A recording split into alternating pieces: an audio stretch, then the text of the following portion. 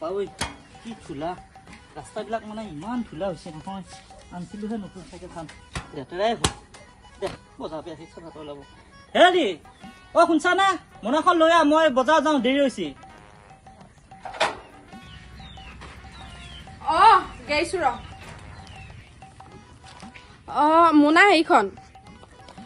আৰু হেৰি শুনকচোন মাইনাৰ মানে গেঞ্জি নাছিল এটা লৈ আহিব নেকি তাইৰ পিন্ধায়ে গেঞ্জি নাই এই খুজিলে বস্তু পায় নেকি চিয়াৰে গেঞ্জি নাই মই কি কৰিব লাগে পোহ পালন কৰিব নোৱাৰা যে বেছি দি মোনাখন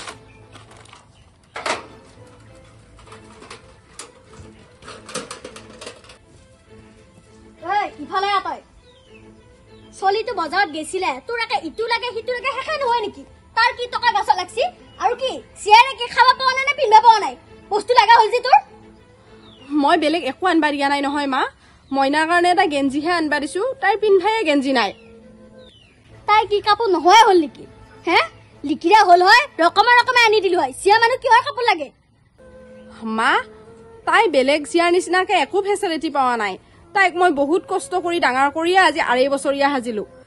কি কৈছা তই তোৰ চলি কি আমি কষ্ট দি আইছো নেকি মামু ফুলাছি গুনগুন তুমি অলপ আগত ভাত খোৱা নাছিলি বেজে খক দে তোমাৰো কিবা মা তাই আজি ভাতে খাওয়া নাই কালিৰ পে গাটো বেয়া কাৰণে আৰু তাই কি বুজি পায় মোৰ ভুল হল মহাৰানী মোক ক্ষমা কৰি দিবি কথা চালাবা আইছি তাই চাই দুৱে তই মামু আইতাটা গালি পাছে তোমাক কোনো বেয়া নাপায় নহয় মাইনা সবে ভাল পায় তোমাক তুমি ভাল ছোৱালী আকৌ ভাল মানুহ হবা লাগবো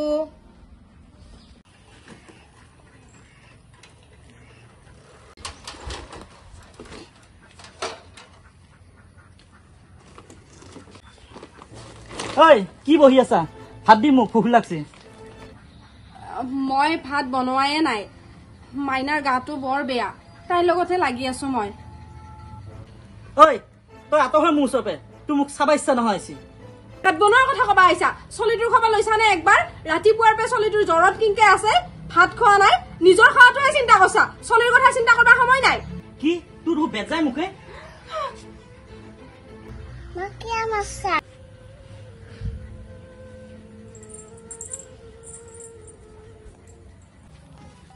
ও দাদা আসুনে আ চেঙা পিন্নি ঘৰনো কি কাজিয়া লাগছে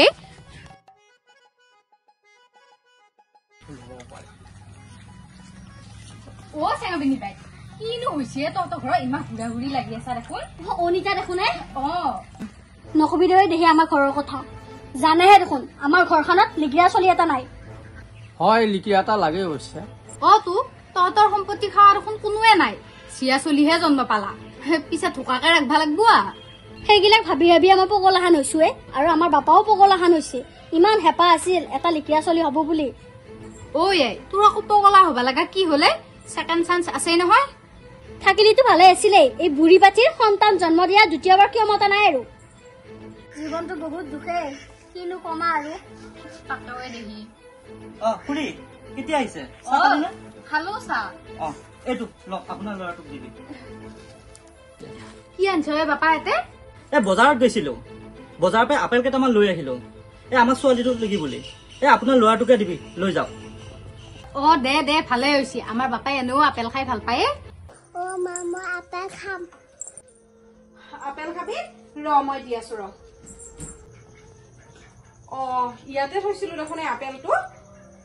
ক'ত বা নিলা দেউতাৰে নিলা নেকি ক'বাত ৰচোন মইনা তহঁতে কি কৰা কৰ মই যাম দে খুৰী মোৰ অশান্তি জানানে ঘৰখনত জীয়াই থাকিব ইচ্ছা নোহোৱা হৈছে যি ভাবছিলো সেই নহল কিনো কৰবি আৰু মা টেবুলৰ ওপৰৰ পৰা আপেলটো নিছিলে নেকি আপুনি নাই নাই মই আপেল চাপেল অনা নাই অ মই আনছিলো কি হ'ল এই খুৰী ল'ৰাটো খাওক বুলি দি পঠালো একো হোৱা নাই মাইনাই খাবা খুজিছিল সেইকাৰণে সুধিছো বাদ দি তোৰ চিয়াৰে খাবা নাওগে আপুনি দেউতাকটো হৈ নিজৰ ছোৱালীটোৰ কথা চিন্তা নকৰা বেলেগৰ ছোৱালীৰ কাৰণে আপেল দিছা অ তোৰ ছোৱালীৰ কথাও চিন্তা কৰিলো হয় ছোৱালী নহয় যদি লিকিৰা চলি হল হয় চিয়ায়ে হওক বা লিকিৰায়ে হওক তাই আপোনাৰে সন্তান কথাষাৰ মনত ৰাখব তহঁতেনো ইমান কিয় মাথা মাৰি আছা ঐ বাপাৰ বয়স উকেলি যোৱা নাই নহয় বিয়াখন পাতি দি মাক জীয়াকক খেৰ কি জানিবা দ্বিতীয়বাৰ বিয়া পাতিলি লিকিৰা সন্তান জন্ম পাৱেয়ে ঐ তই ঠিকে কৈছা এই হালক খেদাই ভাল নহলে বংশৰ নাথিবয়ে মোৰ হয় খুৰী মই ভাবছো ইহঁতক খেদিয়ে দিম কি জানি মই দে দে তহঁতে যি কৰা কৰ মই যাওঁ মোৰো কাম আছে ঐ বাপা এই দেখোন ঠিক কথাই কলা নহলে সেইটোকে কৰ সেইটোকে কৰিব লাগিব বেলেগ আৰু উপায় নাই এই খেদি দিয়াটোৱে ভাল হ'ব তই তোক আনি মোৰ জীৱনটো ধ্বংস কৰিলে তোৰ কাৰণে আজি মই দুখত আছো তোক নানিলে আজি মই কিজানি বহুত সুখত থাকিলো হয় চলা আপুনি আনছি কাৰণে মই আছো মই আপোনাৰ জাচি আহান পাইছিল নেকি কি যাই মুখ চালা যো তই মুখৰ কথা কবা আহে ইমান দিনা সহ্য কৰি আহিছো আপোনালোকৰ অত্যাচাৰ নাই তই মোৰ ঘৰৰ পৰা ওল চালা মোৰ সম্পত্তি খাবা আহিছা তোৰ কাৰণে মোৰ জীৱনটো ধ্বংস হৈ গ'ল নাহিবি আৰু এখন কৰ দুৰাই নাটখো আৰু তোৰ লগত ময়ো দেখাম মোৰ ছোৱালী কি বৰগছ সাজবানতে এৰা গাছে সাজি দেখাম কিন্তু লতা নাসাজো তহঁতৰ নিচিনা